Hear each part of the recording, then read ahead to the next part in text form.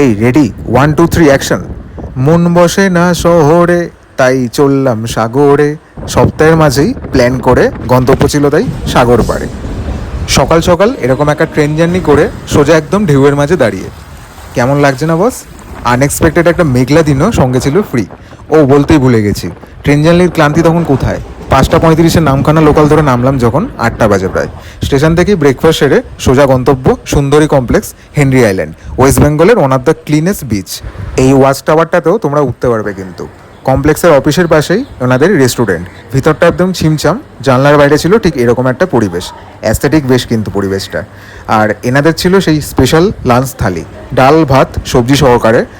কষা চিকেন নিয়ে পড়েছিল পার প্লেট 210 টাকা করে। মাটন ফিশ দুটো অপশানে কিন্তু অ্যাভেলেবেল। ডেসক্রিপশনে থাকা নাম্বার থেকে তোমরা কিন্তু আগে থেকেই বুকিং করে রাখতে পারো। শেষে কিন্তু চাটনি পাঁপড়ও আছে।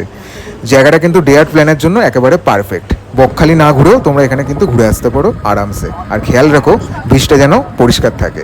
আর এরমভাবে চ্যানেলটাকে সাপোর্ট করতে থাকো। আর নেক্সট ভিডিওতে দেখা হচ্ছে আবার।